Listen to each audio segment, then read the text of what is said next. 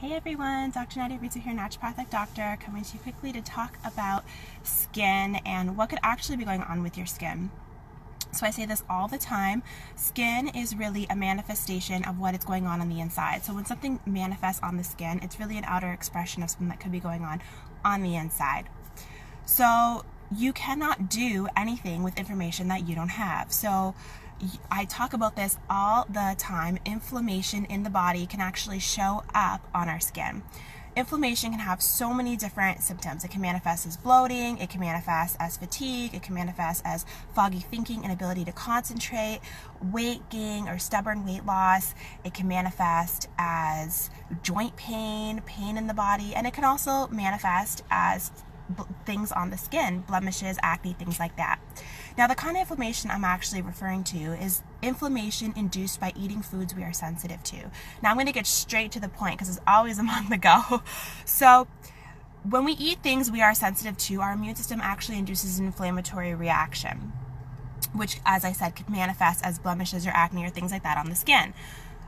The thing is, everyone can have a different food sensitivity. It's not necessarily always the same thing. Although we know, for example, that sugar is inflammatory and we should avoid it, some of us have food sensitivities that you wouldn't really expect. Myself, for example, I have a food sensitivity to white potato. I really cannot eat it. It just knocks me right out. I know someone who has a food sensitivity to kale, a food sensitivity to apple. It's not always the things that you would peg. But one thing that is super common is dairy. I find this to be very, very common, a very common food sensitivity. And what I'm referring to isn't necessarily lactose intolerance. I'm actually referring to a food sensitivity, which again is an inflammatory reaction induced by eating the substance we're sensitive to, and the immune system basically having a little freak out. So I think that this is a great place to start. If you're not ready or you're not sure about how to go about finding what your food sensitivities are, there's a procedure that I take people through called the elimination diet or the hypoallergenic diet, and it is I take them through a prep first. I made a specific program for preparing for this instead of just jumping right in, and then we do 3 to 4 weeks of detoxing, and then we reintroduce in a very specific way. So this is amazing because then people can experience the reactions and see and feel what they're actually sensitive to. Now you might be saying, well, I'm eating it anyway, why am I not feeling the reaction? And the answer is we build up tolerance to these things, so it really is important to go through a proper detox.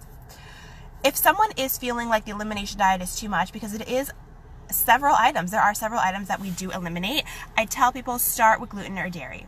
And if you're having skin issues, I highly suggest you start with dairy.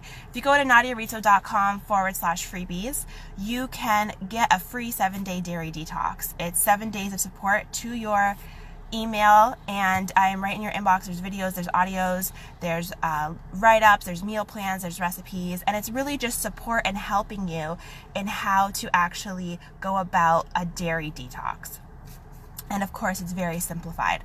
So again, if you're having skin issues, I highly suggest that you consider looking into your food sensitivities, because these inflammatory reactions induced by eating what we're sensitive to can really manifest on the skin and can make a huge difference for us when we actually avoid our food sensitivities when it comes to our skin and our skin health.